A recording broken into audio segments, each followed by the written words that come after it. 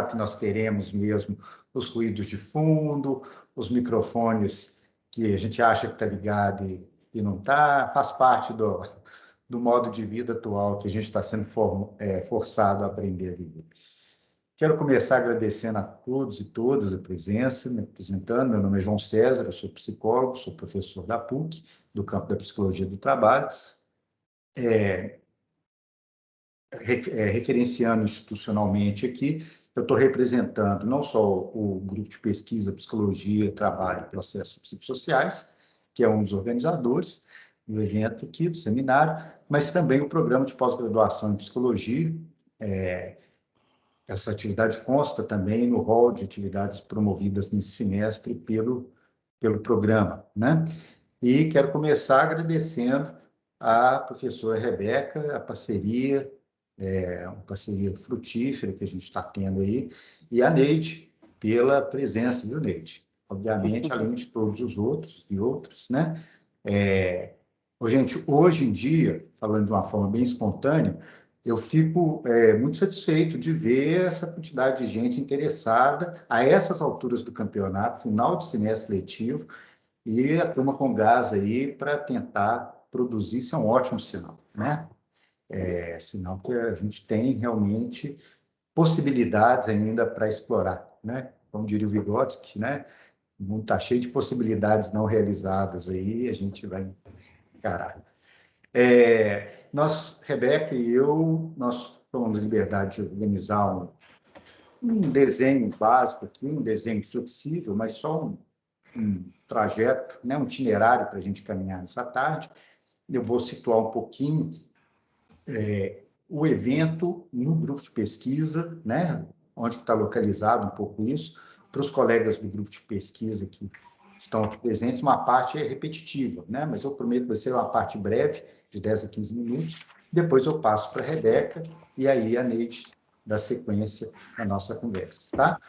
Para quem perguntou, na era tinha perguntado, outras pessoas podem ter chegado depois, o evento está sendo gravado e vai ser disponibilizado para todos e todas aí, tá bom?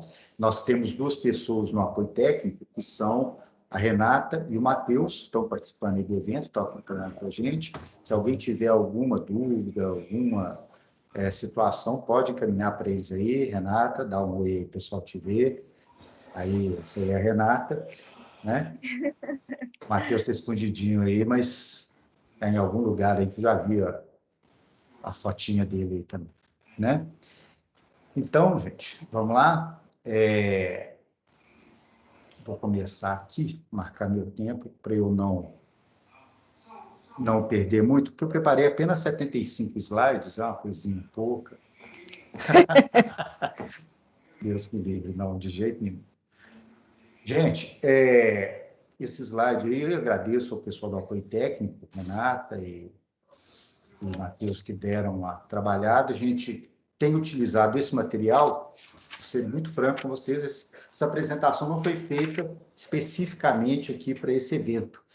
É um material que a gente tem reelaborado ao longo de 3 anos de pesquisa, e essa foi a última conformação da apresentação, né? Como eu havia dito, esse é um evento promovido pelo Grupo de Pesquisa Psicologia, Trabalho e Processos Psicossociais, o professor José Milton e eu coordenamos, e nesse grupo de pesquisa, um dos projetos que a gente desenvolve é exatamente a análise da atividade no Programa de Operadores de Alto Desempenho, POAD. Nesse projeto, nós estamos responsáveis pela implantação do que ficou convencionado chamar o Núcleo de Ação Psicossocial. Esse núcleo, gente, a origem dele, que apresenta o projeto, isso é importante para depois o pessoal poder entender tudo que vai ser dito, da possibilidade de articulação entre avaliação psicológica e psicologia do trabalho, começa a partir de uma demanda da organização. A Vale procura PUC Minas para dizer, olha, nós estamos implantando uma unidade produtiva no sudeste do Pará, do estado do Pará, é uma unidade chamada Sistema S11D, né? E ela tem algumas características bem específicas, né?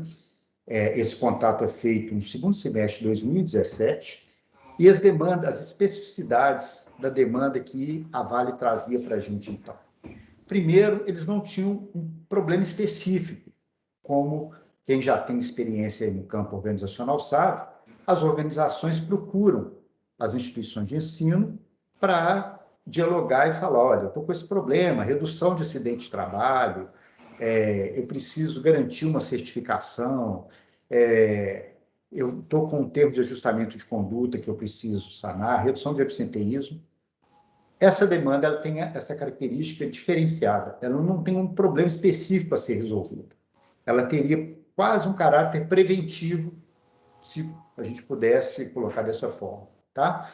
Mas também não era preventivo de um problema específico, né?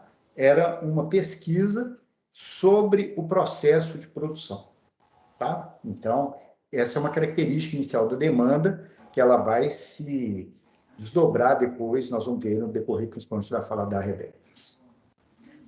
Foi negociado, vocês sabem que a demanda é diferente da encomenda, né? Aquilo que a organização traz, o que a academia processa, e principalmente a gente na psicologia, né? Nós frisamos muito que havia que considerar uma diferença entre a pesquisa científica e a consultoria, né? Nós não tínhamos aquele compromisso de apresentar um resultado X a priori. A pesquisa se caracteriza exatamente pela refutabilidade, né?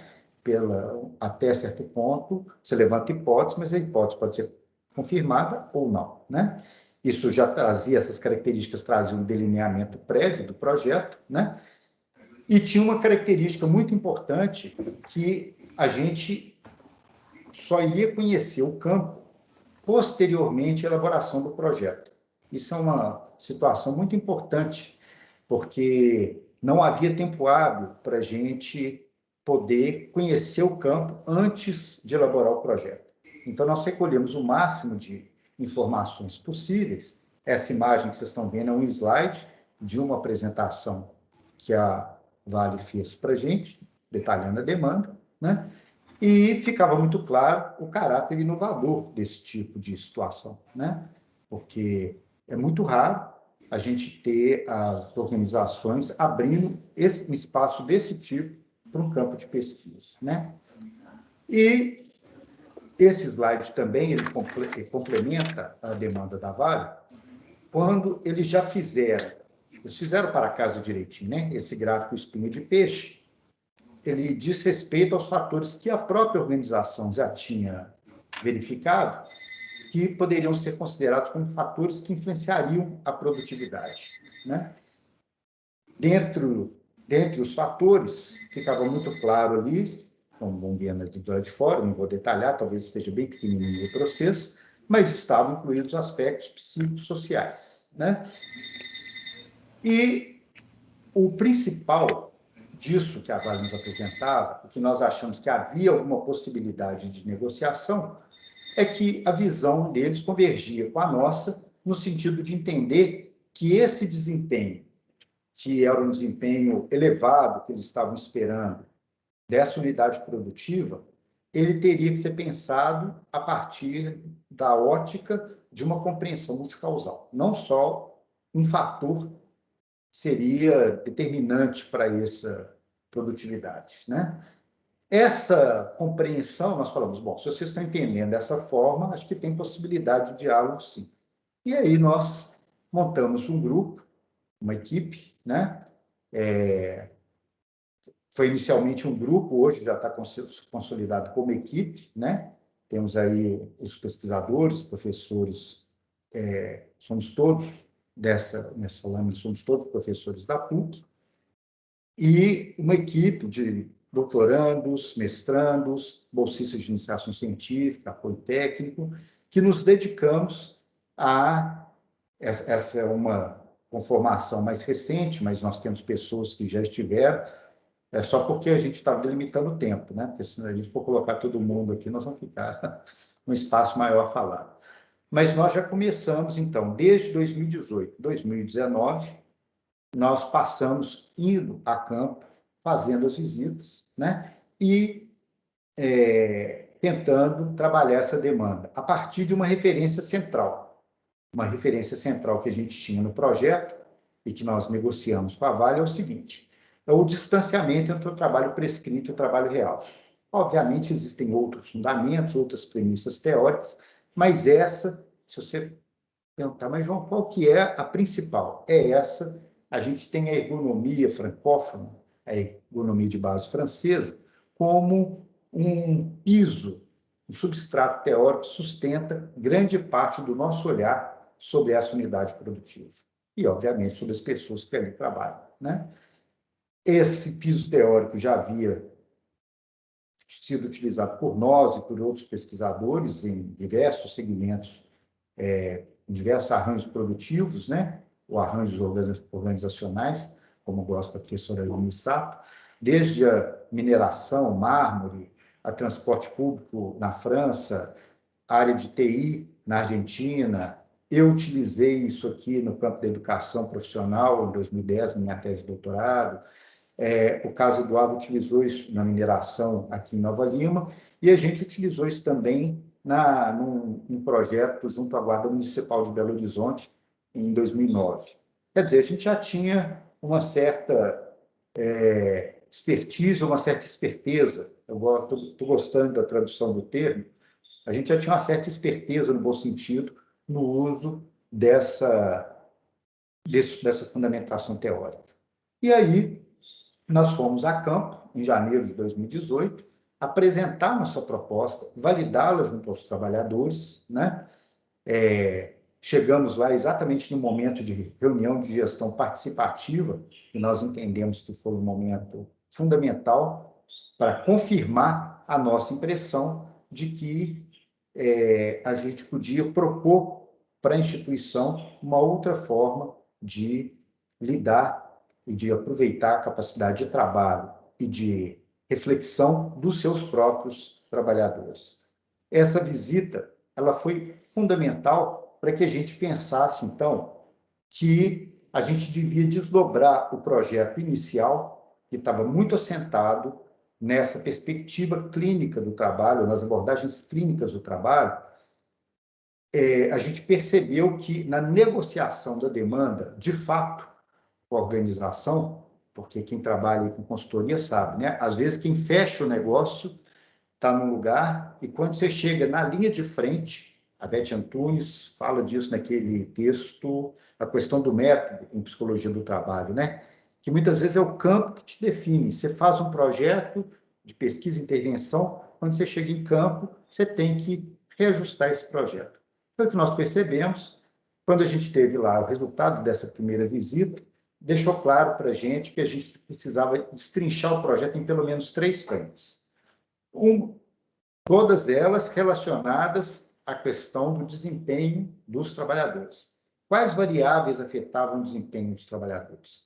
A primeira variável, sem dúvida, era a avaliação psicológica. Isso a organização conseguiu entender muito bem e respondeu muito prontamente. E caprichou a carga de demanda deles bem nessa linha, porque era uma possibilidade que encontrava bastante ressonância, não só com a própria organização, eles conseguiam entender que as pessoas são diferentes, têm características diferenciadas que podem afetar o desempenho, mas também com outros pesquisadores que estavam associados a essa investigação. Mas, além das diferenças individuais, ficou claro também, nós conseguimos mostrar isso para a organização, a importância de estudar as relações familiares. Através da psicossociologia, a gente defendeu a ideia, e isso está andando também, a ideia de que, além das diferenças individuais, um operador que tem uma capacidade de atenção concentrada maior do que outro, pode ter um desempenho melhor do ponto de vista da organização. Mas se ele tiver com algumas questões familiares, essa variável vai afetar certamente a produtividade dele. E o terceiro campo, que constituía, na verdade, aquela essência original do projeto, a gente manteve e conseguimos convencer a organização de que, além das diferenças individuais e das relações familiares, a relação do trabalho coletivo com os pares, com a gestão, ela também era um fator determinante, seria um fator determinante sobre o desempenho. É nesse espírito que a gente implantou o trabalho, essa primeira linha de avaliação psicológica, no primeiro momento, ela foi feita à luz de alguns instrumentos que a gente dispunha dentro das competências do grupo. Como não era o propósito original, nós tentamos recolher e ver o que a gente ia fazer. Até que a gente percebeu as limitações daquele instrumento e conseguimos contar com a participação aí da Rebeca. Quando a Rebeca chega e passa a integrar a equipe, a gente muda a orientação dessa primeira linha de ação e adota o mapa, né, como um instrumento central dessa primeira linha de ação. E esse processo está andando. É nesse ponto aqui que eu paro de contar a minha historinha, né, e deixo vocês com a expectativa assim, mas o que vai acontecer agora? Como é que são os próximos capítulos da série e tal? Não vou dar spoiler, essa parte agora eu vou deixar para a Rebeca contar para vocês de uma outra maneira, né, mais articulada. Rebeca, está com você. Obrigada, João. Boa tarde aí para todo mundo. Também é um enorme prazer para mim estar aqui conversando, né? Não só com os alunos da PUC, mas principalmente com todo mundo da empresa Mapa que está aí presente, né? Empresa do meu coração aí, que eu não abandono de jeito nenhum, né, Neide? Estou aí, não tem jeito de abandonar, não consigo. Toda vez que eu vou pensar em teste para poder trabalhar, especialmente personalidade, é sempre o Mapa em primeiro lugar. Quando o João me convidou para entrar, né, no projeto, a primeira coisa que veio na minha cabeça era a utilização do mapa, né? Não podia ser outro instrumento. Então, para mim, assim, é uma alegria e um prazer enorme estar aqui e poder compartilhar um pouco, né, com vocês dessa experiência, tá? Então, agradeço demais, Neide, muito obrigada. Muito do que eu vou apresentar aqui, gente, tem grande influência da Neide, viu? Uma grande professora da minha vida, inclusive. Vou compartilhar aqui a minha apresentação para vocês e vou falar como que eu pensei, né, nessa nossa conversa aqui. Eu conversei um pouquinho com a Neide, conversei com o João também, falando como que eu tinha pensado em fazer a apresentação, porque eu não queria fazer uma coisa muito formal do ponto de vista, assim, de aula, né? Então, queria trazer um pouco, né, um certo dinamismo, assim, para poder apresentar aqui para vocês também algumas questões que eu acho que seriam interessantes de serem provocadas, antes até mesmo de eu apresentar especificamente o trabalho, né, com o mapa que foi utilizado lá com o pessoal da Vale. Estou tentando compartilhar a tela aqui, gente, meu PowerPoint. Deixa eu ver se vai. Foi. Estão vendo aí já, pessoal? Está aparecendo, sim. Né? Tá? Então tá. Então, olha só, o que eu pensei, né, da gente fazer, começar, na verdade, essa minha fala, pensando em alguns questionamentos, né? É muito comum, o Carlos, que está aqui também, viu, Carlos? Você me inspirou muito. Segunda-feira a gente teve uma conversa ótima numa roda de conversa do LEPAP. O João Carlos, ele hoje está no braço aí de desenvolvimento aí da MAPA, é um professor também. E foi ótima a nossa conversa e muitas questões que a gente colocou na roda de conversa lá do LEPAP me inspiraram também para esse momento. E quando a gente fala, né, da avaliação psicológica, a primeira coisa que remete, né, a todos é a questão da testagem, né, de teste. Então, assim, é muito comum, né, as pessoas fazerem essa associação direta.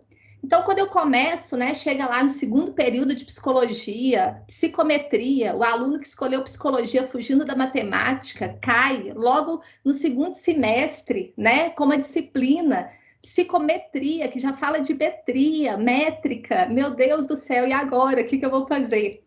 E aí, eu tento dar, né, de uma forma que os alunos entendam, né, a importância dessa medida na psicologia, mas sem engessar do ponto de vista instrumental, porque não é dessa forma que a gente concebe mais a questão da testagem e principalmente da avaliação psicológica.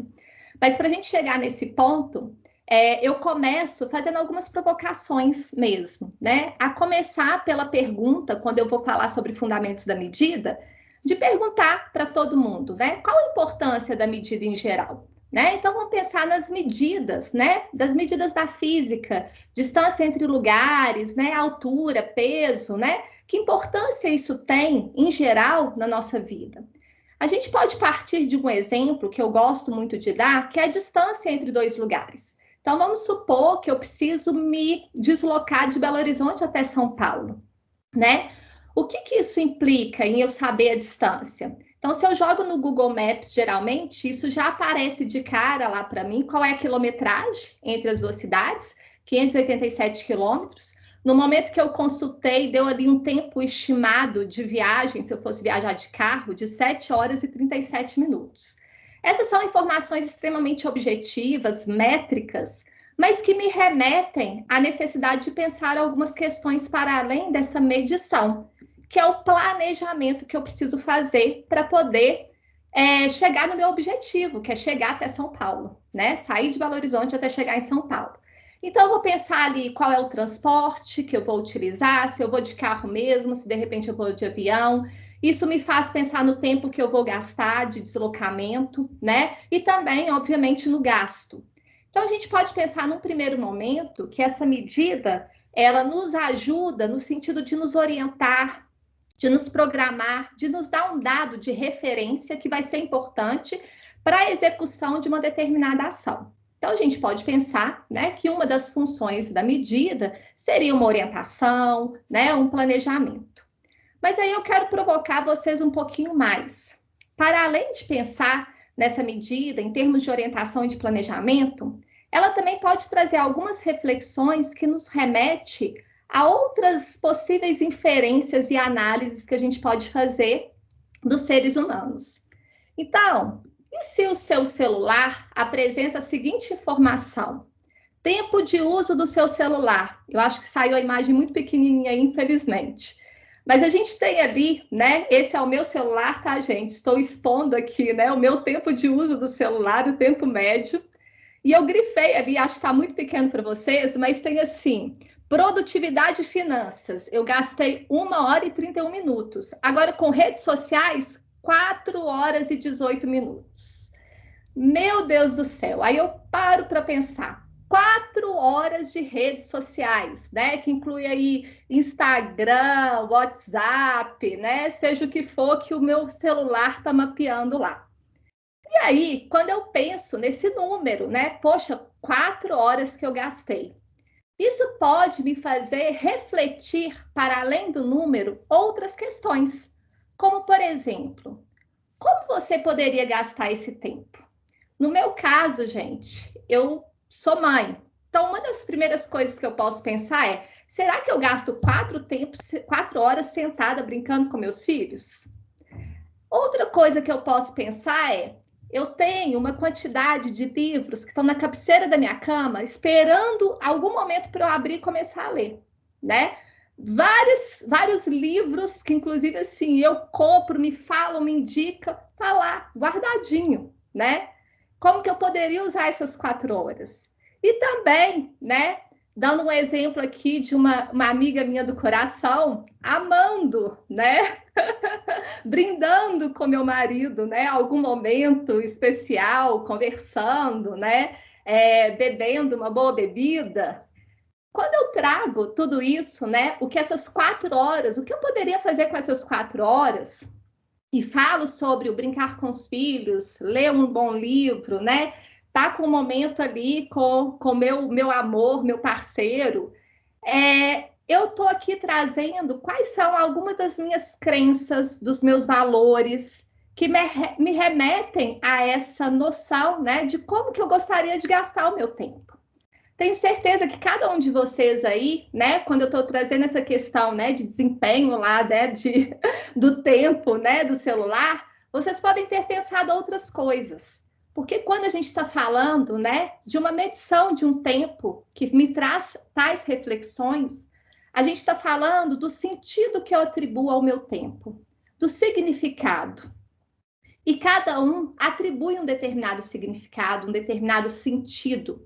E esse significado e sentido diz de questões particulares de cada um, né? e especialmente dessas questões que vão remeter a crenças, valores, né, pensamentos, a forma como eu interpreto o mundo à minha volta, quais são meus desejos, minhas necessidades.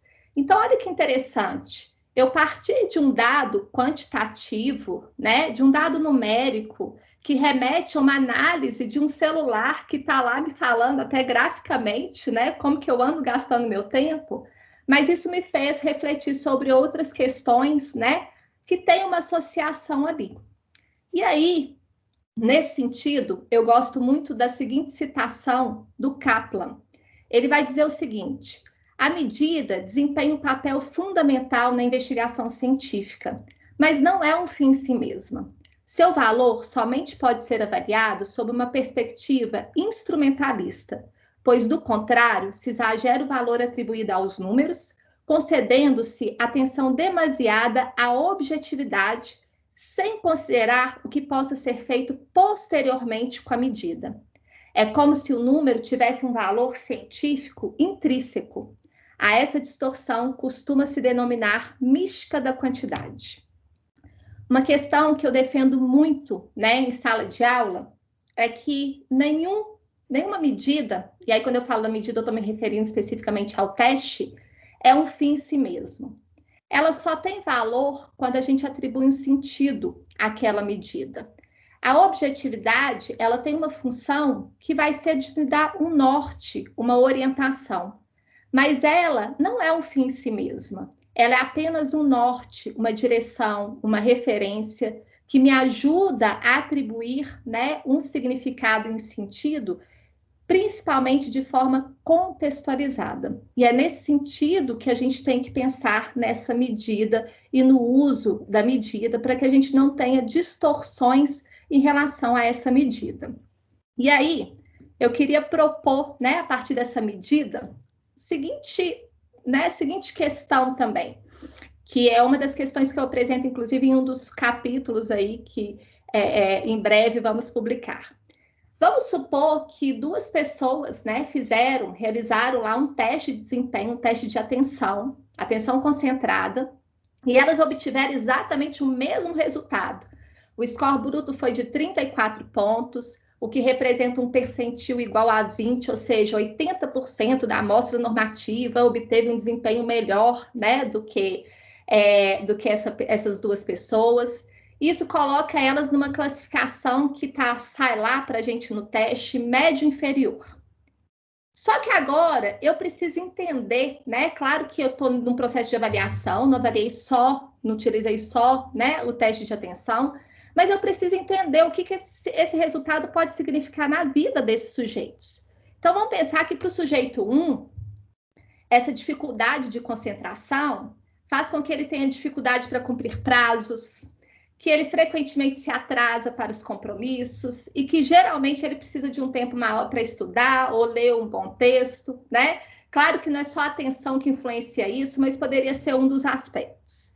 Mas vamos supor que para o sujeito 2, que teve esse mesmo resultado, é uma pessoa que faz terapia, tem um bom autoconhecimento, já sabe que é distraída mesmo, então já criou várias estratégias. A agenda toda colorida, post-it, né? Ela estuda falando em voz alta porque prende mais a atenção dela, então não fica só lendo lá, ela repete o que ela está estudando em voz alta para poder ajudar ela. E aí, o que a gente pode pensar sobre um mesmo resultado que traz um dado extremamente objetivo? Para o sujeito 1, isso pode ser um resultado que seria uma questão a ser trabalhada. Então, a pessoa constantemente está ficando estressada porque ela perde os prazos, ela tem um acúmulo de atividades para ela fazer, né? Dentre outras questões que pode estar afetando até mesmo ali a vida pessoal dela. Para o sujeito 2, que já criou estratégias de lidar, né, com a sua própria dificuldade, isso pode não ser uma questão a ser trabalhada. Pode ter outras questões a serem trabalhadas, mas talvez não essa. Então, quando a gente pensa nessa questão, gente, de uma medida, né, ela só tem, né, um valor quando a gente atribui um valor de significado e de sentido. E isso é uma das questões que eu tenho defendido muito com os alunos, né? Um teste, né, uma medida de um teste só tem valor quando eu consigo contextualizar esse resultado. E isso é fundamental dentro da avaliação psicológica.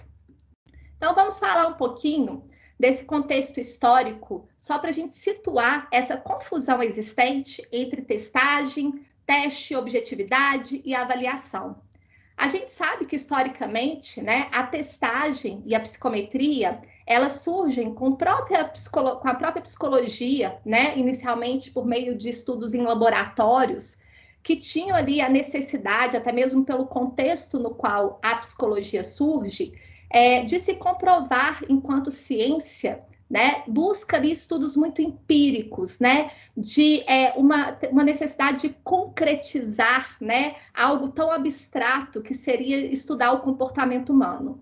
Então, a gente tem inicialmente, inclusive por meio de influência de alguns pesquisadores que são considerados aí os pais da testagem, uma métrica muito voltada para essa questão de analisar, de avaliar, né, o potencial intelectual das pessoas por meio de estímulos sensoriais. Então, e se a gente for pensar, é no momento em que existe também um predomínio do trabalho muito manual, né? Então, a agricultura no seu auge, né?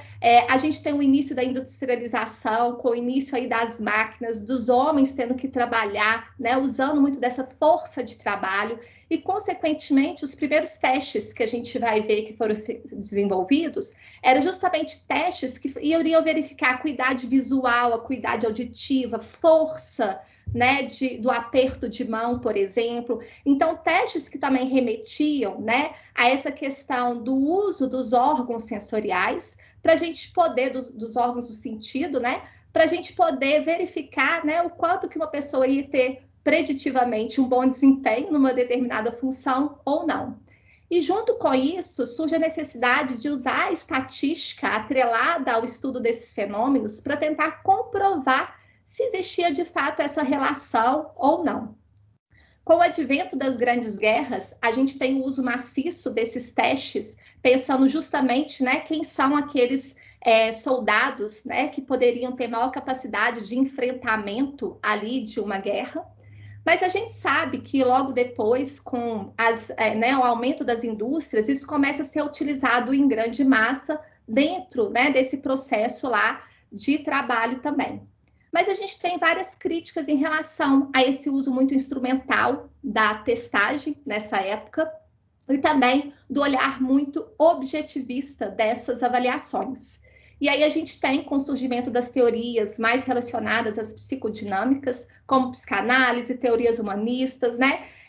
Um olhar cuidadoso para se entender, né, o sujeito, não apenas do ponto de vista dos órgãos, né, dos sentidos e como que é o desempenho dele, mas para além disso, entender sentimentos, emoções, né, outras questões que partem mais de uma concepção subjetiva, podemos dizer assim.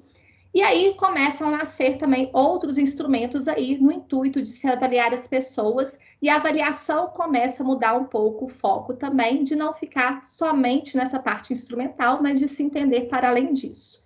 Eu trouxe aqui algumas imagens só para a gente poder remeter esses antecedentes históricos. Então, a gente tem aqui, né, no laboratório de Wundt, primeiro, o tempo de reação, né, que as pessoas tinham para poder testar a tensão, inclusive, com o ponteiro de um relógio.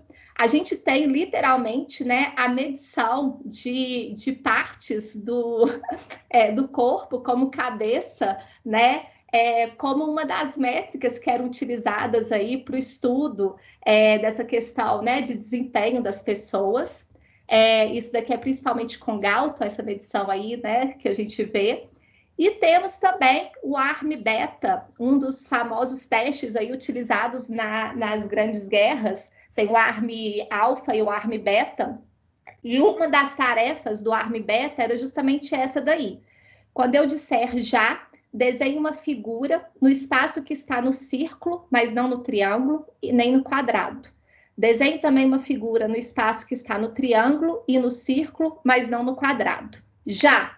e aí não dar mais de 10 segundos para a realização de tarefa. Então, era uma coisa muito instrumental mesmo, né, com tempo de marcação ali e uma instrução muito objetiva, né, do que a pessoa deveria fazer. Então, é só mais para retratar mesmo, a título de curiosidade. Mas, pensando um pouquinho, né, fiz um breve recorte aqui, gente, tem muito mais questões dessa história, né, que a gente pode pensar, e das relações com o momento em que surgem essas testagens e tudo mais. Mas é importante a gente pensar no passado, no presente e no futuro como um retrovisor, né? Acho que a gente tem muito essa ideia, né? Toda vez que a gente pensa no passado, como se fosse um retrovisor. Vamos olhar para ele, mas temos que andar para frente também, senão a gente vai acabar batendo o carro. E aí, pensando, né, remetendo nessa contextualização e pensando nos dias de hoje, uma imagem que vem na sua cabeça é como é a avaliação psicológica no século XXI. Eu sei que essa imagem para alguns pode remeter um pouco de medo, desespero, de ver aí uma mão, né, apertando uma outra, que é de uma realidade virtual. Mas a verdade é que estamos sim inseridos, né, no mundo, num século muito diferente daquele que nasce a testagem, que era predominantemente verificada por meio dos órgãos dos sentidos. Hoje, a gente tem uma parte que continua assim, que é muito instrumental, com o uso, inclusive, da nossa ajuda, da ajuda da tecnologia. E por que não um aperto de mão com essa tecnologia, que seja bem-vinda, afinal de contas? Esse é o mundo que vivemos, né? Não vamos condená-la, vamos usar a nosso favor, né? E vamos apertar a mão dessa tecnologia, sim, sem tirar o maior valor que a gente tem enquanto psicólogo, enquanto profissional, que é a nossa capacidade de análise, de contextualização, de dar sentido, de dar significado. Então, a parte instrumental, ela permanece em nossas vidas. No entanto, a avaliação ela é concebida hoje de uma forma diferente. Ela não é sinônimo de testagem. A avaliação, ela tem que ser vista enquanto processo de caráter compreensivo, explicativo e que usa de diferentes métodos e recursos para eu conhecer o indivíduo, conhecer o problema e tomar uma determinada decisão. Além disso, é importante a gente lembrar que quando a gente está falando de avaliação psicológica, ela perpassa pelos diversos campos de atuação do psicólogo. Ela não é exclusiva de um único contexto de atuação e nem de uma única abordagem teórica. Ela é um fazer do psicólogo necessário e primário, podemos dizer assim. Que psicólogo, inclusive pensando numa psicoterapia, gente, começa uma intervenção sem avaliar o problema, sem entender o que eu tenho que fazer, como intervir. Então, a avaliação, do ponto de vista mais amplo, enquanto processo, ela é inerente ao trabalho do psicólogo, ela está presente no trabalho do psicólogo. Do ponto de vista mais formal, por meio das etapas estabelecidas, isso sim ela pode se diferenciar dependendo do contexto no qual estamos atuando. Mas, de certa forma, todos os psicólogos, mesmo que não nomeiem dessa forma, eles realizam uma avaliação, né, no sentido de investigar, de conhecer o problema, de identificar as questões que, inclusive, vão me orientar no trabalho que eu preciso desenvolver com esse grupo de pessoas, com essa pessoa ou no contexto no qual eu estou inserido. E desse ponto de vista mais amplo, assim que eu fui convidada, né, pelo João para poder entrar nesse grupo de pesquisa, eu ficava muito pensando, né, como que eu poderia, né, contribuir. Existia uma demanda clara da avaliação psicológica e já um questionamento se era possível ou não a avaliação psicológica entrar junto com a clínica do trabalho.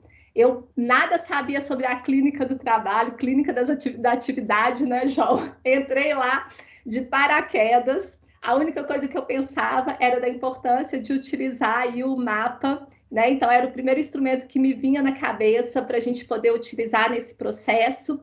E como que eu poderia, então, estruturar para poder ajudar todo esse processo aí. E aí, pensando nisso, né, fui conhecer um pouco aí sobre a clínica da atividade. Então, eu pego um trecho aqui do capítulo que eu escrevi junto com o professor Carlos Eduardo. Tá muito pequenininho, gente, peço desculpas, para mim estava maior, pensei que ia sair pequeno, mas eu vou ler para vocês. Como nos lembra, sobre a clínica da atividade, como nos lembra o filósofo húngaro George Lukács, não sei se fala assim, tá? O homem jamais é capaz de agir com total conhecimento de todos os elementos de sua praxis, isto é, de sua atividade prático-crítica. O êxito de uma atividade não depende apenas do conhecimento prévio do sujeito sobre a situação, mas das interações e dos resultados concretos entre as ações do indivíduo e o real. Em situação real, o sujeito tenta modular e transformar circunstâncias em favor de seus objetivos. Então, eu fui entender um pouco o que é essa clínica da atividade. E aí vem a famosa frase, trabalho prescrito, trabalho real.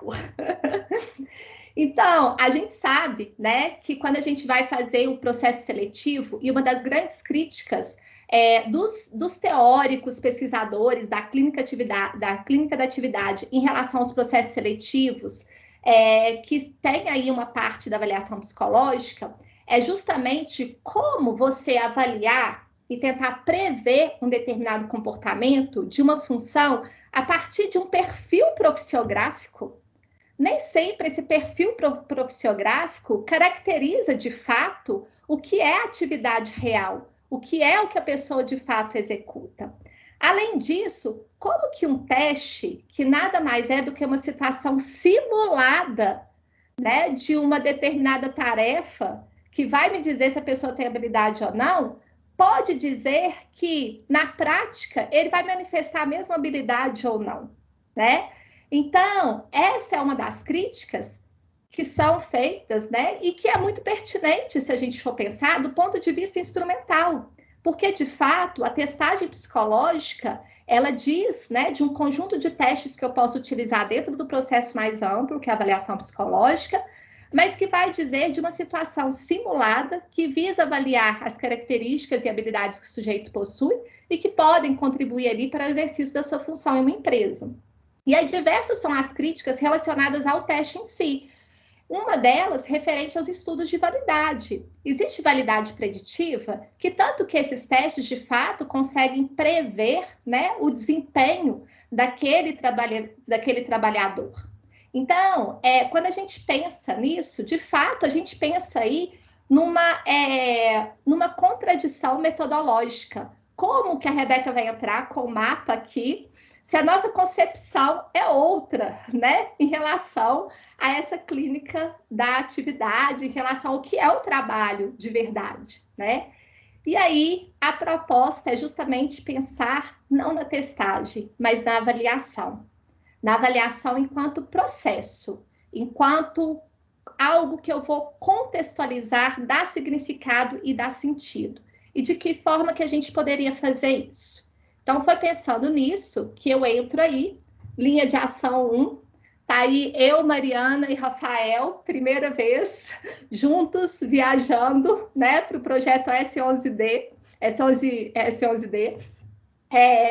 E aí fomos, né, já pensando o que a gente ia fazer e fomos lá para poder executar, né, aquilo que a gente tinha planejado. Então, no primeiro momento, o que me veio na cabeça? A avaliação não é sinônimo de testagem. Logo, eu não posso utilizar só o mapa, né? Por que eu vou utilizar o mapa e como que eu vou utilizar o mapa?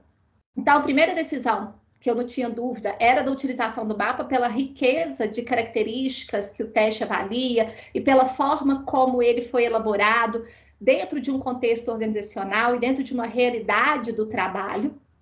Além disso, como a avaliação não é sinônimo de testagem, eu não podia usar só o mapa.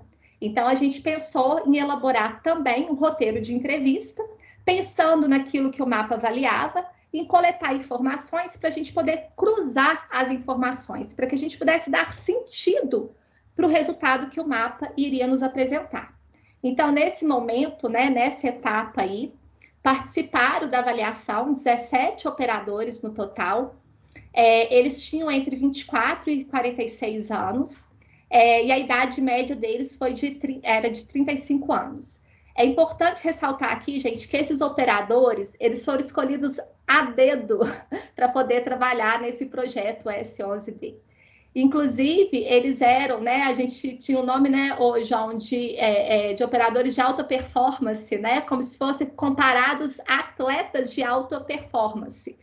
E aí, eles queriam fazer um mapeamento. Então, olha, gente, olha a contradição. Se eles já foram selecionados de acordo com a produção deles, com o desempenho deles, né, de outras unidades da empresa, e agora eles estão aqui, querem fazer um mapeamento para ver se as características eles possuem, né, para a função, porque eles já possuíam, eles já mostravam esse desempenho antes.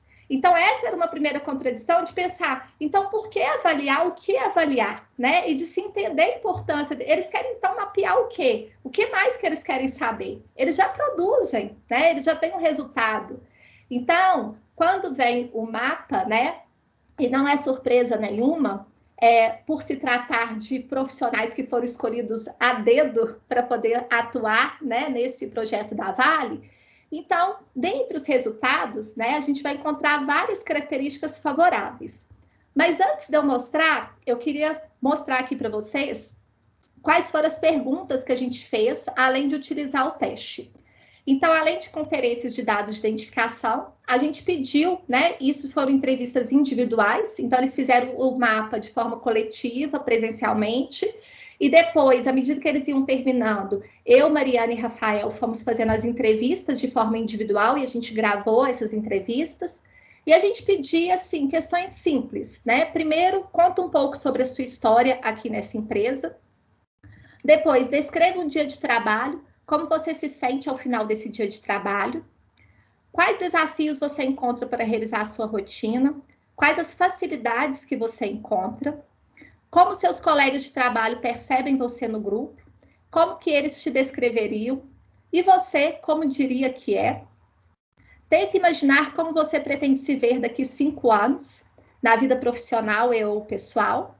E, por fim, essa daqui foi uma questão, inclusive, curiosa, que uma das questões que a gente chegou lá, conversando um pouco com eles, e que era que eles estavam colocando muito em pauta, era sobre a forma como eles estavam sendo avaliados em termos de desempenho, e que eles já estavam, né, inclusive alguns já tinham algumas estratégias, né, de como que eles deviam fazer para poder ser ali, né, bem avaliado. Então, que é próprio, né, de todos nós, à medida que a gente descobre o que está por trás, né? Que delícia descobrir o que está por trás dos testes psicológicos, né? Porque aí eu vou já fazer de acordo, né, com aquilo que é esperado. Então, faz parte de todos os seres humanos, né? Se a gente sabe o que está por trás daquilo, a gente tenta criar as nossas estratégias para poder ter ali bons resultados. E aí, uma pergunta, então, que a partir dessa nossa vivência lá, que a gente colocou, acrescentou, como você acha que o seu desempenho deveria ser medido ou avaliado? E a partir, então, das respostas e da avaliação do grupo como um todo, o que a gente percebeu? Eu trouxe aqui só um recorte de alguns resultados. Em relação às competências de atividade, lembrando que engloba aí as escalas do mapa foco, ordem e dinamismo, diz respeito ao modo de funcionamento da pessoa para exercer uma determinada atividade. Então, se ela consegue ter foco, né, se organizar, se planejar, se ela consegue ter prontidão para atender às demandas, né, do dia a dia, assim como se adaptar àquilo que é exigido do meio, né, de trabalho. Então, pensando nisso, em geral, eles tiveram um bom resultado, e apenas uma pequena parcela do grupo, 36%, que representava apenas 6 operadores, apresentaram uma certa dificuldade aí para programar suas atividades, estabelecendo prioridades, que é a parte de planejamento que o mapa avalia. Nas respostas, uma das questões que é colocada por eles nas entrevistas, né, para a gente entender, então, o que é isso? Que dificuldade que é essa? Isso é uma coisa do resultado do teste, padrão, que aparece ali.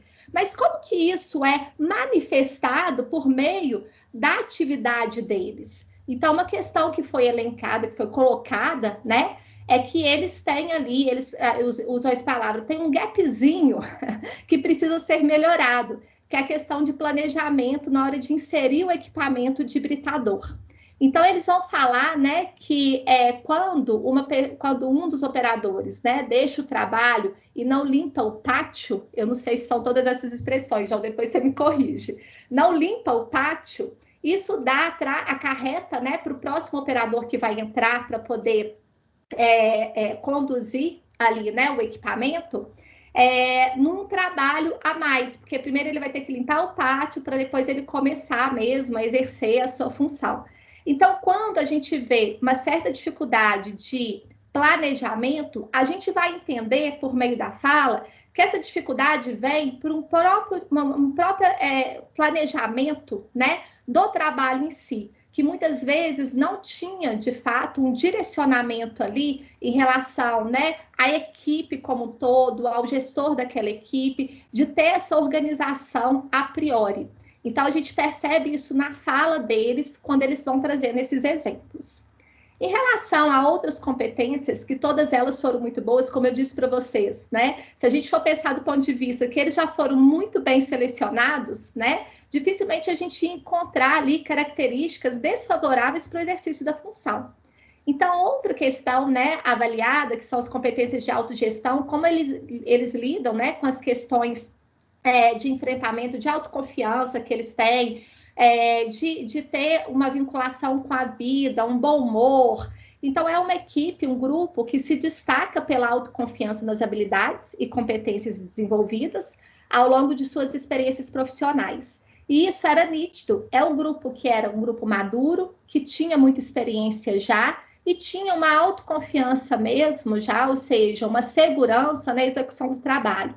Isso o tempo inteiro aparecia na fala deles, né? A experiência deles, que eles já sabiam o que eles estavam fazendo, muito mais às vezes do que os próprios gestores, né? Então eles sabiam ali, né, da importância, né, de começar de uma forma, quando que eles tinham, né, que de repente parar por algum motivo, né, por causa de algum acidente. Então assim, eles tinham total consciência, né, e segurança da execução do trabalho deles, porque era um grupo realmente muito bem selecionado. E isso foi o tempo inteiro comentado na fala deles, a questão do bom humor. Então, assim, muitas características que eles falavam, como os outros percebiam, eles me veem como uma pessoa brincalhona, bem-humorada, né? E, de fato, era uma equipe que trazia, que apresentava tais características. E, por fim, em relação às competências de relacionamento interpessoal, é um grupo que mostrou, né, valores de vínculo familiar. Além disso, é um grupo que gosta da convivência social e estabelece laços. Então, eles deram vários exemplos, né, em relação a como que era a convivência entre eles, falando de churrascos que eles promovem fora do momento de trabalho, como que eles se relacionam. Todos na fala, quando perguntavam como que você se vê daqui 5 anos, a fala era muito vinculada aos projetos familiares que eles tinham em relação aos filhos, à esposa. Então, eles sempre remetiam a essa questão do vínculo familiar e aparecia na própria fala também. Então, quando a gente vê, né, esse resultado retratando o grupo, a gente confirma isso e dá sentido, dá significado a partir da fala. E para finalizar aqui, então, gente, vamos pensar o seguinte: o mapa, né, de acordo com a teoria de personalidade do teste, é possível dizer que, ao invés de classificar as pessoas por meio dos resultados de um teste, o que realmente tem utilidade são os autorrelatos ou as informações diretas sobre o comportamento investigado da pessoa em situação real, seja no trabalho ou em outro ambiente. Em termos de respostas, né, as respostas obtidas por meio de um teste devem ser aplicadas aos comportamentos que podem ser observados ou percebidos pelos próprios avaliados. Esses comportamentos estão relacionados às vivências pessoais, que sofrem influência das expectativas, crenças, emoções, metas e valores que o sujeito possui. E, além disso, não basta corrigir um teste e verificar sua classificação padronizada referente a uma amostra de comportamento. É preciso exprimir desses resultados um significado que faça sentido para a vida do sujeito avaliado. E ao final, né, desse breve recorte que eu estou trazendo aqui, que eu coloquei inclusive lá no relatório, era a importância, né, de melhorar a questão da comunicação entre a gestão e esses operadores, especialmente porque trata-se de um grupo maduro, seguro de si, com muita experiência e que tem muito a contribuir, inclusive, para o fazer. E se a gente for fazer essa relação da clínica da atividade com o mapeamento, né, de avaliação, a gente pode justamente pensar aí em algumas possibilidades, longe de mim, gente, de esgotar, né, os questionamentos, as reflexões a partir, né, disso que eu estou apresentando, é mais assim para a gente, para provocar mesmo, né?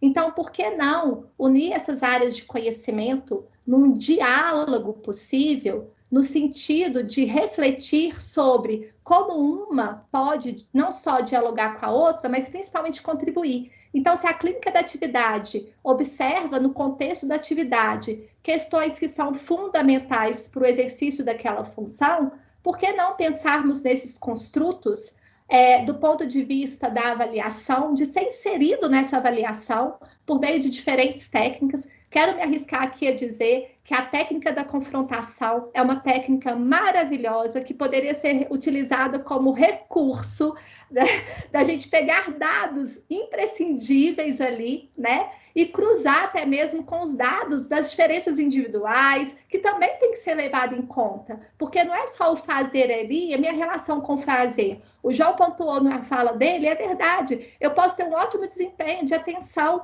mas eu estou com um problema grave na minha casa, a minha cabeça está em outro lugar. Então, independente de eu ter, né, uma boa capacidade, eu sou um ser, né, completo em termos de sentimento, pensamento, crenças, né, fisicamente falando também. Então, não adianta eu achar que uma coisa não tem influência na outra. Então, eu posso até ter competência para e ser uma excelente profissional, mas eu posso estar passando por momentos que estão afetando diretamente ali. Então, acho que a gente tem que pensar, na verdade, né, nesse diálogo possível. Deixo aqui essa interrogação, jogo a bola para vocês, na verdade, porque acho que tem muita coisa aí que, a partir, né, disso, a gente pode pensar. Então, é isso. Obrigada aí pela atenção até o momento. Espero ter contribuído aí, de certa forma, para essa reflexão. Joia, Rebeca. Obrigado demais. É isso aí. O objetivo é esse aí, é lançar, estimular o debate, né? Na sequência, a gente pensou, Neide, você podia falar um pouquinho para a gente? Pode completar. E complementando, assim, de uma forma bem livre, gente, queríamos estimular todo mundo a fazer perguntas, provocações. A finalidade do seminário não é conferência, né? A Rebeca, a gente amarrou bem isso. Ninguém está aqui para fazer conferência, mesmo porque é um projeto que ainda está caminhando, né? Ele não está concluído. Nós estamos no momento, eu acho que é legal dar até essa contextualizada assim. Hoje, como é que está? Nós fizemos uma devolutiva para os trabalhadores em dezembro de 2019, fizemos uma devolutiva para a organização também, nesse mesmo momento, e ambos, os dois grupos, os trabalhadores e a organização, quiseram dar prosseguimento à pesquisa e passar para uma outra fase, que seria mais de intervenção na própria organização do trabalho. Tudo marcado para iniciar em abril de 2020, quando chegou a pandemia e muda a história da gente, né? Então, nós estamos com algumas coisas andando, a parte da avaliação, algumas coisas continuam a ser feitas, num ritmo evidentemente menor, né? E a parte de observação de campo está suspensa, mas existe ainda, tem espaço para a construção de muita coisa, gente. Então, as perguntas, as dúvidas, sugestões que vocês trouxerem, elas podem e devem, depois eu vou falar sobre isso aí, que a gente já tem com esse histórico exatamente de criar espaços como esse, que trouxeram contribuições fundamentais para o projeto, né? Então, Neide, por favor, você faz as suas Tá, muito obrigada. Primeiro, eu quero cumprimentar vocês dois pela belíssima apresentação e o belíssimo trabalho que é esse desse grupo de pesquisa. Se a gente pensa que no Brasil é tão pouco comum, não é uma situação assim rotineira, essa contribuição entre a academia e o mundo do trabalho, ou o mundo das empresas. Então, esse trabalho que vocês estão fazendo é uma preciosidade, é um tesouro. E acho que ele abre um fazer do psicólogo, neste caso do psicólogo, mas não seria só do psicólogo pensando no multidisciplinar, mas também do sociólogo, do antropólogo, do assistente social, por exemplo, que nas empresas elas percebem tantas coisas e têm muitas vezes são julgadas numa situação muito mais de acudir, né? Quase que tampar os panos quentes ali em situações de apuro, mais do que poder fazer uma prevenção, uma atuação. Então, esse trabalho ele inaugura alguma coisa assim, olha, como que uma empresa que tem a lucidez de ver que pode ter um trabalho científico prático, não é uma ciência como teoria lá no laboratório, nem de longe, e como mostrou a Rebeca, essa complementariedade entre o quali e o quantitativo é algo que não é banal de jeito nenhum, não só na nossa formação, como também na nossa prática, né? Eu vou contar uma história sem contar exatamente quem, porque não é o caso, mas você falou aí da clínica do trabalho, e há mais tempo eu assisti algumas conferências do pessoal da sociologia clínica, que eu gosto muito como referência teórica, particularmente o Henriquez, que é a figura central, mas tantos, a Beth Antunes, por exemplo, foi, acho que, aluna dele de doutorado, enfim. E aí tinha uma pessoa fazendo uma conferência e falando sobre intervenção nas empresas. E eu, como sempre trabalhei com isso, né? Aliás, a minha experiência com elaboração de avaliação de personalidade ou outras avaliações, ela veio da minha experiência clínica e da minha experiência com o mundo organizacional.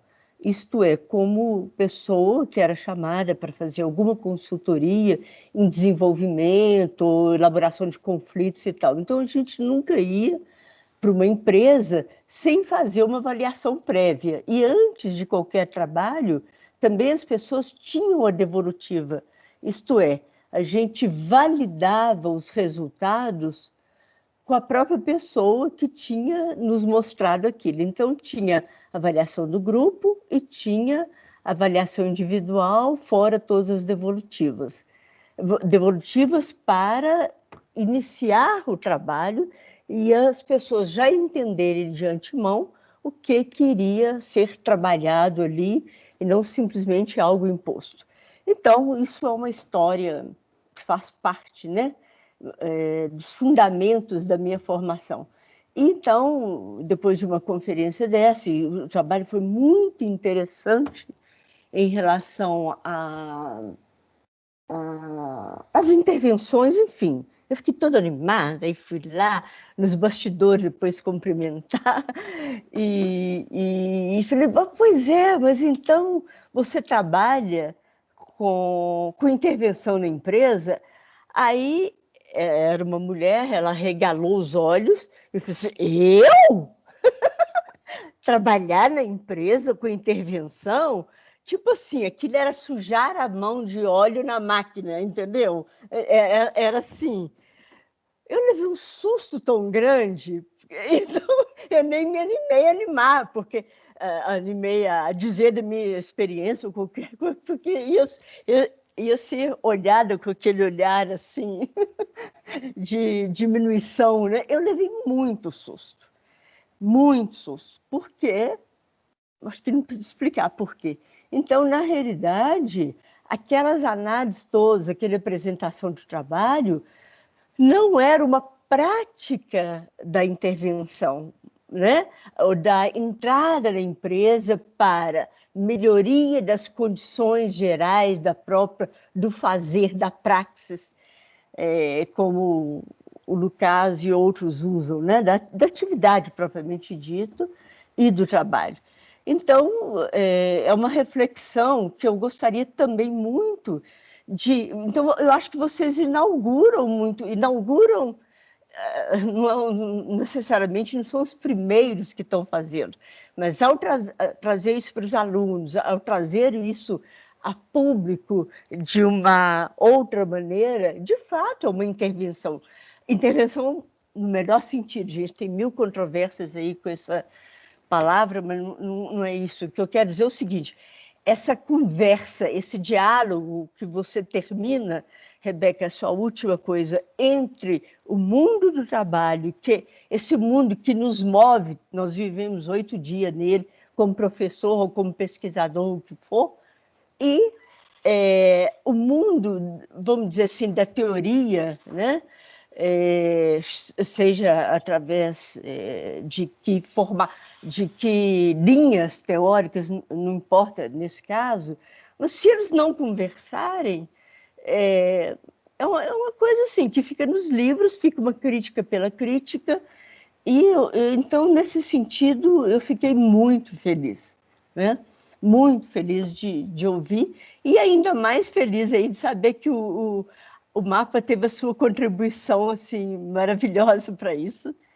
E então, eu gostaria também de dizer para todos, mas especialmente para os alunos, que isso acho que inaugura para a gente, porque, veja bem, gente, quando a gente está estudando, e mesmo depois quando a gente vai fazer uma pós-graduação, um doutorado, o que for, a gente tem uma ideia, o Carlos até falou sobre isso hoje, quer dizer, que já está tudo feito, já está tudo escrito.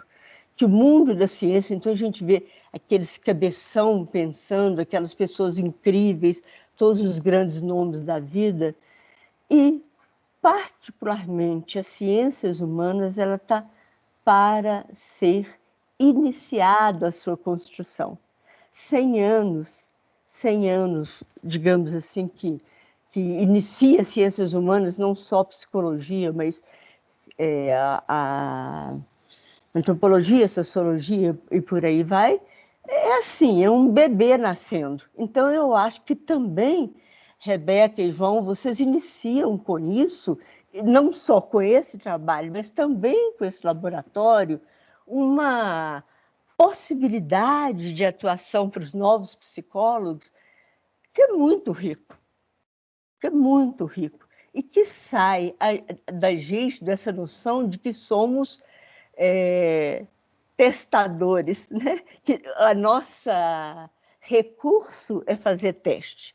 Ora, o teste é essencial, ele é a base, mas ele não é a nossa praxis única.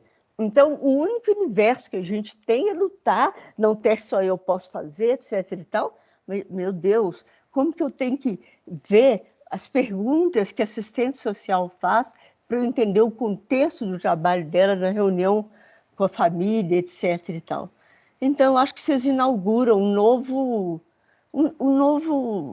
mundo também de atuação muito fértil, e mais do que fértil. Quando a gente pensa que a gente está com uma crise de mudança do mundo do trabalho, uma crise mundial, então ele é totalmente essencial para a saúde humana, não só no trabalho, mas a saúde, né?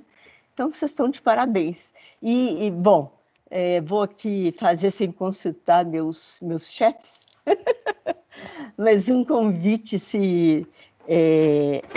quando for possível, talvez no segundo semestre, porque agora também para vocês deve ser tudo apertado, final de semestre, depois férias, mas quando for possível, quem sabe a gente não marca uma outra desse tipo, uma ou duas, para a gente fazer trocas sobre as experiências de trabalho suas, neste mundo do trabalho, e a nossa, né? É uma troca de fertilizar as possibilidades de atuação. Nesse sentido, é uma troca bem prática, não é nada de exibição de um lado e de outro. Mas porque esse laboratório também, gente, é riquíssimo, pelo que não foi a ênfase de hoje, mas eu gostaria muito de saber outros trabalhos que vocês já fizeram, e eu acho que para a nossa equipe técnica vai contribuir demais. E aí, é óbvio que também não é só para nós, mas para os alunos todos, quer dizer, seria uma coisa aberta, se vocês desejarem, eu acho que seria muito rico, e para a gente ficar cada vez mais claro, simples e possível de entender como tem aí novas práticas e a gente, digamos, reclamando. Ai, meu Deus, não vai ter emprego. Não, de todos os empregos que falam pela frente que vai acabar rapidamente, até o do direito, do advogado, enfim, vários outros, o do psicólogo está lá entre aqueles, exatamente pelo que você disse, Rebeca. Quer dizer, nós podemos levantar números, mas compreender e contextualizar esses números é um trabalho da vida toda. Então, parabéns para vocês. Fiquei muito feliz de ouvir. Obrigado. Era isso que eu queria falar. Ótimo. Obrigado, te agradeço muito. João, só fazer um comentário aqui. Uma das minhas primeiras experiências de trabalho, assim, na prática, foi com a Neide. Eu era recém-formada, 2005. Tinha acabado de voltar de uma experiência fora do Brasil, perdidinha de tudo, e agora o que eu vou fazer? Aí conheço a Neide. E aí sou colocada para poder fazer dinâmica de grupo com operadores de Minas da Vale. Você lembra disso, Neide? Lembro demais. Assim, primeiro eu fui acompanhando, né, uma outra psicóloga que já tinha mais experiência, e depois eu fui eu mesma conduzindo um grupo todo, e era uma dinâmica muito legal que a gente colocava, era sobre as ilhas do tsunami. Era ótima essa dinâmica. Depois eu tiro um tempo para poder contar, mas era excelente. A gente tinha que carregar madeira, né, de umas tábuas, tinha corda, tinha que vedar eles, enfim. Então nasce a partir de uma avaliação, inclusive, que foi levantado quais eram as questões daqueles operadores ali que precisavam ser trabalhadas. Uma delas era a questão da comunicação, porque eles tinham um problema com o radinho, que eles ficavam fazendo brincadeira pelo radinho, contando piada e tal, e isso estava impactando em alguns acidentes, algumas questões. Então, a gente precisava trabalhar um pouco, né, essa noção de comunicação entre eles, a noção de regras, né, de trabalho em equipe. E aí, uma das dinâmicas que a gente aprendeu, inclusive, numa imersão do grupo nosso de pesquisa, né, Neide, que a gente foi para o Caraça, para poder ter algumas dinâmicas de grupo. Então, a gente passou por essa vivência um final de semana inteiro, e depois a gente foi levar para dentro das empresas isso. Então, a gente carregava, a dinâmica tinha tábua de madeira, tinha corda, tinha venda. Era trabalho braçal. Era braçal, E a gente ia, aí eu lembro que era assim, né, aquele tanto de mulher, a gente tinha que pôr calça jeans larga, blusa larguinha, né, tinha todas as orientações, inclusive, como que a gente ia, porque a gente chegava a 30 homens, a gente poder, e a gente ia lá mesmo na mina. E aí a gente fazia, né, a dinâmica, e depois sentava com eles em roda para elaborar a dinâmica. E era muito interessante que a única regra era que, tipo assim, a gente tinha que assegurar a segurança dele.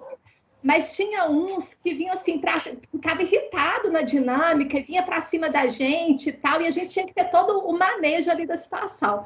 Então, assim, eu aprendi, né, a avaliação, né, com essa grande professora aí, não por meio da técnica em si, do teste, mas indo, né, a campo e fazendo, né, dinâmicas, entendendo e tentando fazer elaboração disso tudo, né?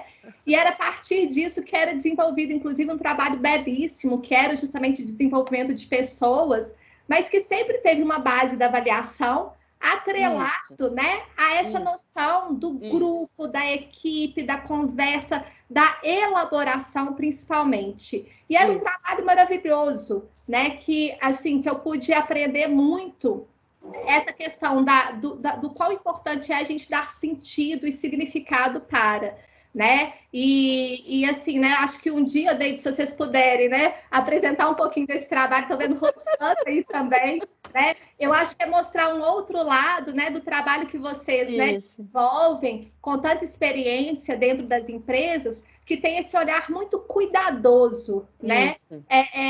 E de uma análise crítica, né? Que não é simplesmente, né, eu avaliar ou fazer um mapeamento, eu saber utilizar essa informação para o que a Neide falou, independente das controvérsias da intervenção, mas para uma intervenção, né? Para surtir um efeito, né, a partir disso. Então, Rebeca, eu lembrei disso. Não, mas reforçando, você disse, mas nós nunca fizemos nenhum trabalho numa empresa sem... Todo o trabalho era planejado através de avaliações anteriores e dos resultados dessa avaliação, tanto no nível individual quanto no perfil do grupo. Quer dizer, é isso que orientava o que ia ser feito, e não uma coisa prévia. Um exemplo assim, tá precisando trabalhar liderança, tá bom, então vou trabalhar liderança aqui. Não, a gente ia fazer primeiro a avaliação, ver, vamos supor, se o tema principal seria liderança, quais as dificuldades que eles teriam no contexto de liderança e que facilitadores que teriam, e era isso que orientava tanto a avaliação, quanto, então, a teoria que iríamos ajudar para embasar aquele trabalho. Então, eram essas três coisas juntas: avaliação, teoria e a prática ali, né? Então, é muito, enfim, muito estimulante.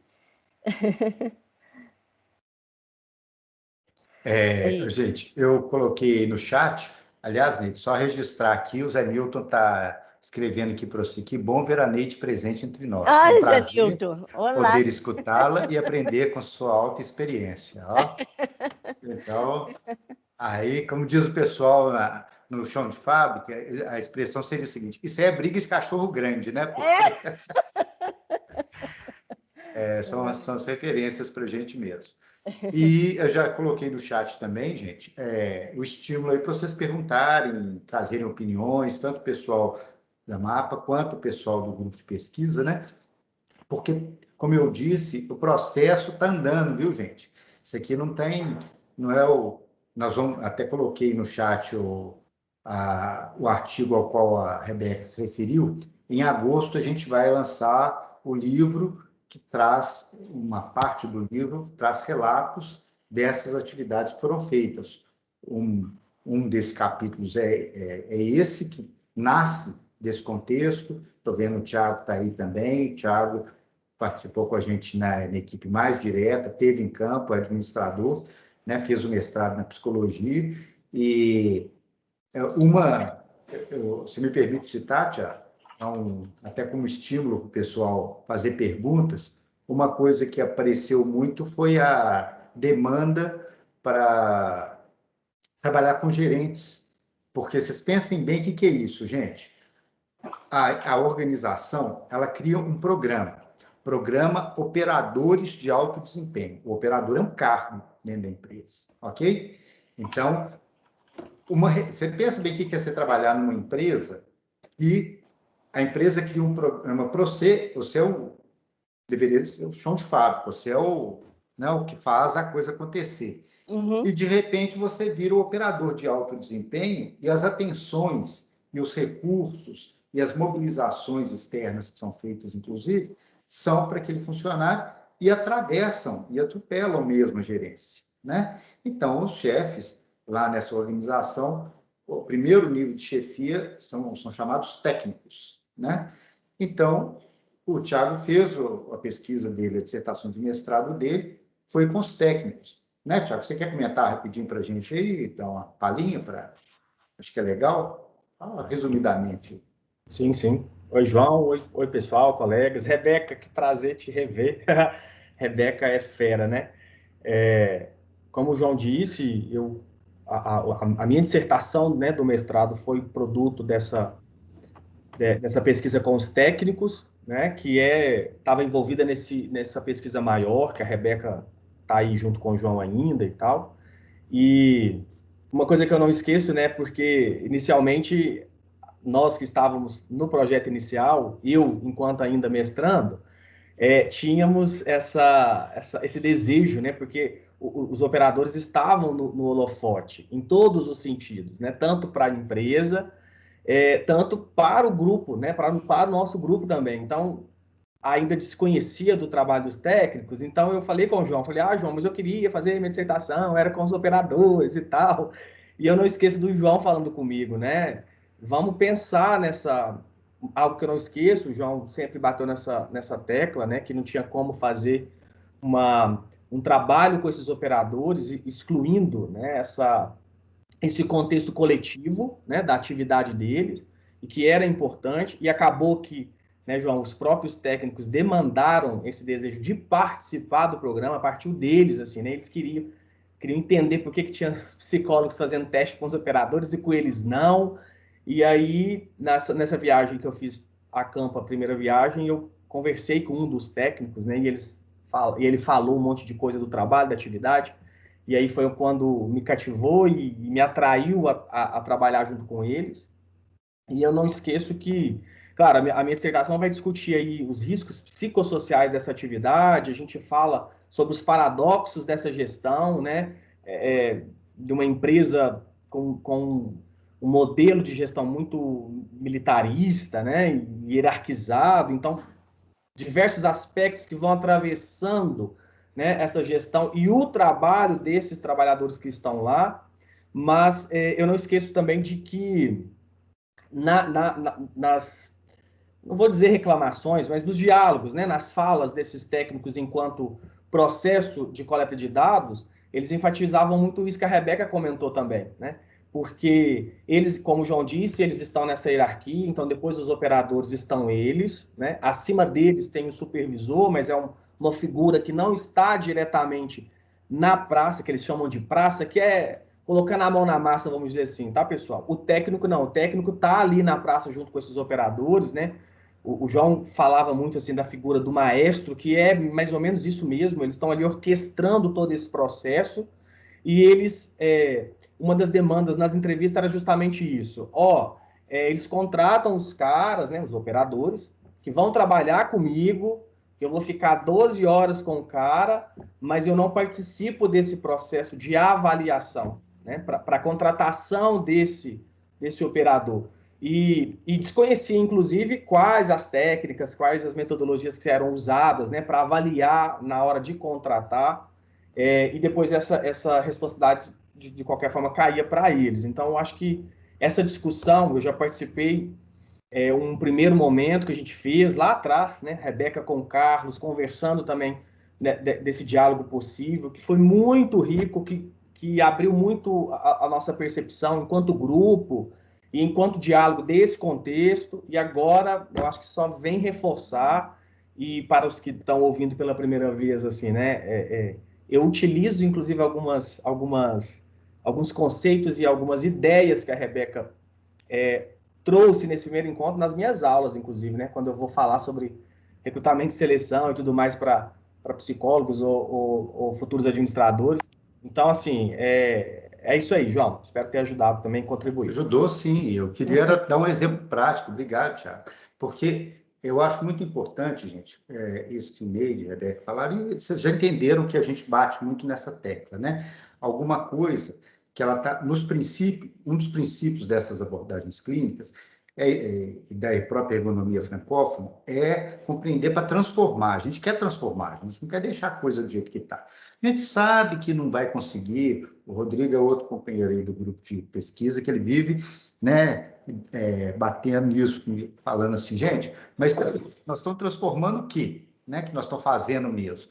É porque, às vezes, o poder de transformar da gente é muito pequeno, mas é ali que a gente quer. Então, quando chegou, vocês imaginam assim, a organização preocupada com o operador e tal, e os técnicos Teve um técnico, um dia, uma das visitas que nós fizemos, ele ficou... a gente estava lá naquela confusão, porque vocês imaginam também o que é esse contexto da atividade, né? Mineração no sudeste do Pará é lá, a praça lá na praça, nós estamos falando de quilômetros, onde não pega internet, não tem... O banheiro é como é que chama esse negócio? Container improvisado. E aí, esse técnico, eu lembro que ele ficou colado, assim, ele ficou disponível, porque essa questão do traço militar é muito interessante na cultura da organização. Ele ficou lá disponível, ele não cutucou. Quando a gente foi embora e não falou com ele, ele ficou ressentido mesmo, né? E aí que nós percebemos, vamos trabalhar isso e falar, olha, levamos para a organização, falou, gente, vocês estão pedindo para a gente dividir e ignorar um dado de pesquisa que a gente não pode ignorar. A atividade é coletiva, né? O operador é parte importante, sim, eles veem muito isso, por quê? Porque essa unidade produtiva ela é muito automatizada, e aí eu convido vocês que estão tendo contato, inclusive, com outras expressões de trabalho, né? Essa discussão sobre a automação do trabalho e a capacidade da gente avaliar as pessoas, a prontidão, é uma discussão muito séria. Para vocês terem uma ideia, os engenheiros, né, basicamente nós estamos falando aqui de engenheiros que desenham o trabalho desses operadores, eles estavam discutindo, olha, vamos automatizar mais o sistema? Porque, por enquanto, é assim, o operador, escava, enche a caçamba, faz o giro e descarrega na moega, né, que é a base, cai o minério, ele vai para o britador e uma correia transportadora de longa distância leva. Então, o raciocínio deles é o seguinte, o operador é o único cara que põe a mão no minério. Esse é o jargão. Porque dali, da correia transportadora, vai para uma pilha pulmão. Nessa unidade tem umas características importantes, porque o teor de minério é tão alto que não precisa fazer a lavagem do minério. Então, lá não tem barragem, igual que tem aqui em Minas, né? Isso cria toda uma mudança. Ora, esse cara que escava, eles estavam pensando em fazer o seguinte, e se a gente automatiza depois que o cara escavar, esse movimento do braço da escavadeira passa a ser automático. Então, ele escava, enche a caçamba, aperta o botãozinho, automaticamente isso vai, joga o minério e volta. Porque tem toda uma discussão sobre qual que é o peso, quanto que você enche a caçamba. De início, olha como é que é interessante, gente, tem espaço para psicologia, para as psicologias conversarem. O primeiro momento, a orientação da organização é enche a caçamba. Se eu não me engano, são 100 toneladas a caçamba. Enche a caçamba e põe. Começou a acontecer o quê? Trabalhar no limite, o equipamento, que é um equipamento caríssimo, né? Começou a dar defeito. Bom, então, não enche tanto. E que altura que você descarrega? Porque dependendo da altura que você descarrega, você acerta mais ou menos a abertura da moega, né? Quando o cara vira e fala assim, não, vamos automatizar, e eles discutindo isso numa maior naturalidade, e a gente ali, eu acompanhando a discussão, de repente eu falei, peraí, mas já que a gente está aqui acompanhando, eu gostaria de trazer uma consideração. Vocês já pararam? Você sabe o que acontece? Quanto mais você automatiza, a tendência da gente, quanto mais automático for o movimento, você vai se desprender daquilo ali. O Yves Clos estudou isso lá na França, na condução dos trens, e ele percebeu que quanto mais automático é a condução do trem, mais o operador fica ocupado com as suas pré-ocupações, que ele chama, né? Ah, tá ali no automático, então ele fica pensando na conta que ele tem que pagar, no aniversário da esposa, a sogra vai para casa, problemas cotidianos, não é? Eu falei, e vocês já pararam para pensar que se vocês automatizam isso, vocês correm o risco de ter um operador que ele vai ficar fragmentado? Eu não sei como é que ele vai reagir a isso. O trabalho de avaliação psicológica pode ajudar a entender exatamente isso. Como é que é esse time de 5 segundos ali para voltar? Esse cara ele vai conseguir recuperar nesse tempo que vocês estão idealizando? Percebe? Porque dar um chute e falar assim, não, coloca lá o mínimo, que é normalmente, gente, as definições são feitas pela especificação do equipamento. Isso é um negócio muito sério. Eles trocam, Rebeca, o perfil profissiográfico pela especificação da capacidade do equipamento. Então, se o equipamento, a capacidade dele é 8.500 toneladas por hora, essa é a meta. Entendeu? Ô, João, e eu tô lembrando que um dos resultados, gente, inclusive do mapa, foi que eles têm uma característica muito forte de persistência, junto com a autoconfiança. O que significa? Eles vão até o limite mesmo. Então, como que é isso na execução do trabalho deles, né? E na fala deles era assim, eles têm a meta ali, eles põem, eles são persistentes, eles vão até o final. Então, assim, é uma característica que a gente viu, né, por meio de uma avaliação, e que era expressa nessa função, nessa atividade, de uma maneira que vinha até prejudicar eles, né? Porque tem o excesso ali, o chegar até o limite, né, de encher ali, né, em termos de minério, e era uma questão, inclusive, né, que eles colocavam também, porque eles têm